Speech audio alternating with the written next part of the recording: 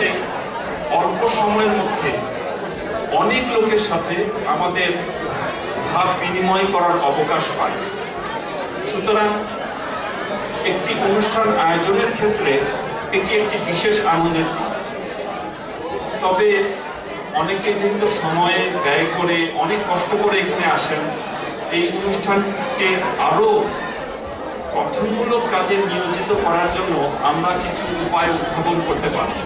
আমি সেই জন্য কয়েকজন বক্তা যে বিশেষ কিছু প্রস্তাব রেখেছেন তাকে সাধুবাদ জানাই, এবং ভবিষ্যতে এরকম অনুষ্ঠান হলে যদি এরকম বিশেষ প্রস্তাব এবং সমস্যা নিয়ে আসেন এবং সেগুলি সংক্ষেপে পেশ করতে পারেন, আমার ধারণা এটি একটি খুবই চমকপ্রদ পদক্ষেপ হবে।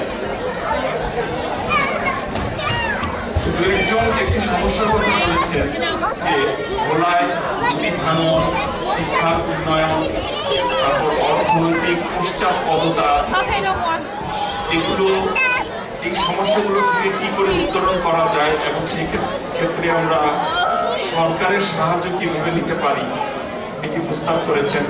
আমি ধন্যবাদ জানাই প্রস্তাবের জন্য। তবে এখানে আরো কিছু কাজ করতে হবে।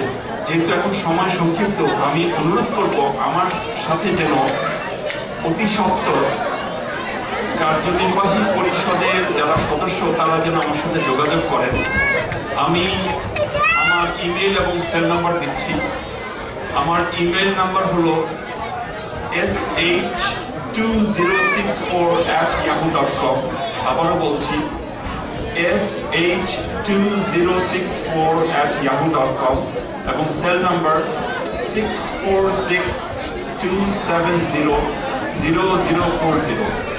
আবারও বলি 6462700040। আপনারা যে কেউ যে কোনো ধরনের সমস্যা আমাকে কোনো সংকোচ ছাড়াই পেশ করতে পারেন। তবে আমি অনুরোধ করব যে যদি সমস্যাগুলোকে একত্র করে কার্যনির্বাহী পরিষদের কোনো সদস্যের মাধ্যমে পেশ করা হয় তাহলে আমার জন্য একটু সুবিধা হয়, অনেক সময় সাশ্রয় করা সম্ভব হবে। আমি নিজে আরো কয়েকটি এরকম প্রস্তাব রাখছি যে আপনারা এই সমস্ত সমস্যাগুলোকে সমন্বিত করে যদি আমার কাছে পেশ করতে পারেন তাহলে অনেক সুবিধা হয়। এবং আমি আশ্বাস দিচ্ছি যে কনসুলেটে আমি এবং আমার সহকর্মী বৃন্দ আপনাদেরকে যত রকম সহযোগিতা করা সম্ভব সেই সহযোগিতার আশ্বাস দিচ্ছি। আমার আরো কিছু প্রস্তাব আছে যে এই ধরনের অনুষ্ঠানে আপনারা জানেন যে প্রবাসী বাংলাদেশি ভাই বোনদের অসংখ্য সমস্যা রয়েছে এবং এই সমস্যাগুলোর কতগুলোর সাথে কনসুলেট জেনারেল প্রত্যক্ষ বা পরোক্ষভাবে বিশেষভাবে সম্পৃক্ত। আমি মনে করি যে যদি এই সমস্যাগুলো আপনারা আমাদের কাছে পেশ করতে পারেন তাহলে কনসুলেট এবং এই অ্যাসোসিয়েশনের সহযোগিতায় ভাই বোনদের, প্রবাসী বাংলাদেশি ভাই বোনদের অনেক সমস্যার সমাধান করা সম্ভব। যেমন আমি একটি ছোট্ট উদাহরণ দিই। কনসুলেটে আমরা যে ধরনের, আমি 5 মাস হয়ে এসেছি, যে ধরনের সমস্যার সম্মুখীন দেখতে পাই ভাই বোনদের, তাদের মধ্যে একটি অন্যতম হলো তাদের পাসপোর্ট এবং নো ভিসা রিকোয়ার্ড এন্ডোর্সমেন্ট সংক্রান্ত। আমি অনুরোধ করব যে আপনারা যেন আপনাদের পাসপোর্ট সবসময় নবায়ন অবস্থায় রাখেন এবং আমেরিকার পাসপোর্ট পাওয়া মাত্রই সেখানে নো ভিসা রিকোয়ার্ড এন্ডোর্সমেন্ট সিলটি যেন মারার ব্যবস্থা করে দেন। এটি ব্যাখ্যা করার এখন সময় নেই, কিন্তু এটি অত্যন্ত গুরুত্বপূর্ণ। আমি কার্যনির্বাহী পরিষদের সদস্যদের সাথে পরে বিস্তারিত এই বিষয়ে আলোচনা করব।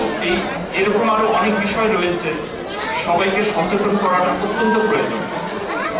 দ্বিতীয়ত, সবার প্রতি অনুরোধ যেন আপনারা কনসুলেটের ওয়েবসাইট, আপনারা জানেন যে আমরা বিভিন্ন ধরনের কনসুলার সেবা প্রদান করে থাকি, পাসপোর্ট প্রদান, পাসপোর্ট নবায়ন, no visa required endorsement, power of attorney, birth certificate, death certificate, life certificate ইত্যাদি।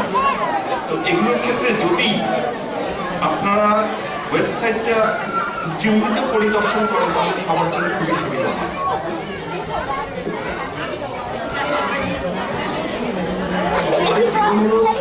যে যদি আপনাদের সকলের একটা ডেটাবেস অন্তত মৌলিক কিছু তথ্য দিয়ে নাম, পিতার নাম, মাতার নাম, স্থায়ী ঠিকানা, তারপর এখানে যে বর্তমান ঠিকানা, ইমেল নাম্বার, সেল নাম্বার, এগুলো দিয়ে যদি এখানে এই অ্যাসোসিয়েশনের সদস্য ছাড়াও ভোলাবাসীদের যদি একটা সামগ্রিক ডেটাবেস তৈরি করতে পারেন, আমার ধারণা এটা ভবিষ্যতে অনেক সুবিধা হবে।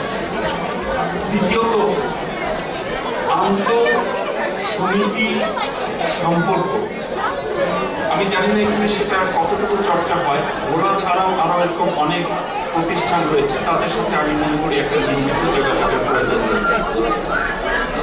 পরিশেষে আমি এখন আর বক্তব্য দীর্ঘায়িত করবো না। আমি কার্যনির্বাহক পরিষদের নতুন সদস্য সবাইকে আমার আন্তরিক অভিনন্দন জানাচ্ছি এবং তারা যেন সুচারুভাবে তাদের কাজ সম্পন্ন করতে পারেন এই প্রার্থনাই করি। এবং আবারও অনুরোধ যে কার্যনির্বাহী পরিষদের সদস্যবৃন্দ যেন অতি সত্ত্বর আমার সাথে যোগাযোগ করেন। এই বলে আমার বক্তব্য এখানে শেষ করছি। সবাইকে ধন্যবাদ। ধন্যবাদ জনাব সাবির আহমেদ। আমি আনন্দ জানাচ্ছি আমাদের আজকের অনুষ্ঠানের সভাপতি, বর্তমান কার্যকরী কমিটির সভাপতি জনাব মফিজুর রহমান মফিজ ভাইকে। জনাব মফিজুর রহমান মফিজ। মফিজুর রহমান বক্তব্যের আগে আমি একটি ঘোষণা দিতে চাচ্ছি। আমাদের ভোলা শহরের খলিফাপট্টি মসজিদ নামে একটি মসজিদ আপনারা সবাই জানেন। মসজিদটি পুনর্নির্মাণ করা হচ্ছে, সব ভেঙে নতুন করে করা হচ্ছে। এখন আপনাদের যদি কারো সাধ্য থাকে তাহলে মসজিদের জন্য কিছু সাহায্য করলে আমাদের আহ্বায়ক সম্পাদক এম এ সাইদ এবং তার সহযোগী ফিদা হাসান পলাশ এবং জিএম ফাহাদ ফরেন্সের সঙ্গে যোগাযোগ করেন।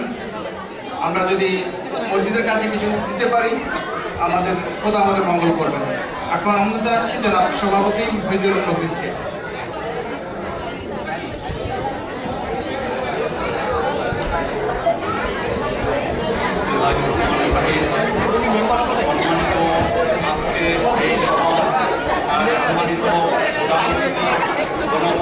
বাংলাদেশ সরকারের কনসাল জেনারেল মঞ্চে বিশেষ অতিথিবৃন্দ এবং বিভিন্ন সমাজের বিভিন্ন সংগঠন থেকে আগত অতিথিবৃন্দ, আমার এই সংগঠনে প্রতিষ্ঠা মণ্ডলী উপস্থিত ভোলাবাসী, আসসালামু আলাইকুম।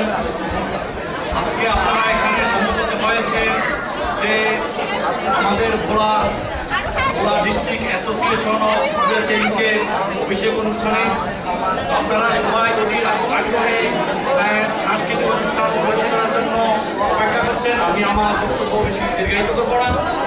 আজকে আমি শুধু ব্যক্তিগত বলে আমি আমার বক্তব্য শেষ করবো।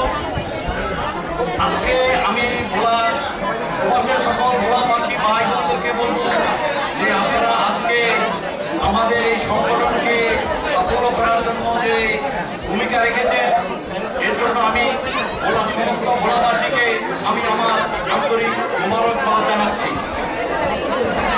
আমি আমার এই সংগঠনের উপদেষ্টা মণ্ডলীকে অনুরোধ করব, আপনারা আমাদের এই কার্যকরী পরিষদকে সর্বপ্রকার সাহায্য সহযোগিতা করে আমাদেরকে সামনের দিকে এগিয়ে নিয়ে যাবেন এবং আমাদের যে সমস্ত মতভেদ ছিল আমরা সবাই সেই মতভেদ ভুলে গিয়ে আমরা এই সংগঠনের পতাকা তলে একত্রিত হয়ে আমরা এই সংগঠনকে প্রবাসের একটি শক্তিশালী সংগঠন হিসাবে প্রতিষ্ঠিত করব।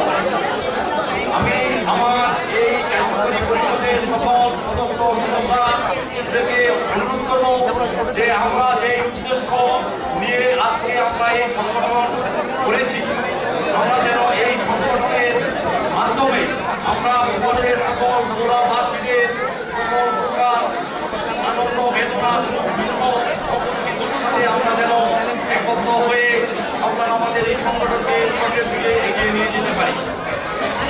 বিশেষে আমি আমার এই প্রবাসের ভোলার সকল ভাই বোনদেরকে আমি অনুরোধ করব, আপনারা আমাদের এই সংগঠনকে সর্বাত্মক সাহায্য সহযোগিতা করে আমাদেরকে আনন্দিত করবেন এবং আমাদেরকে সামনের দিকে এগিয়ে নেওয়ার জন্য সাহায্য করবেন। আমি জানি আপনারা অধীর আগ্রহে অপেক্ষা করছেন সাংস্কৃতিক অনুষ্ঠান উপভোগ করার জন্য। আমি পরিশেষে শুভ 2011 সাল আপনাদের জীবনে শান্তি ও সমৃদ্ধি হয়ে আসবে এবং এই বলে আমি আমার বক্তব্য শেষ করছি। আসসালামু আলাইকুম।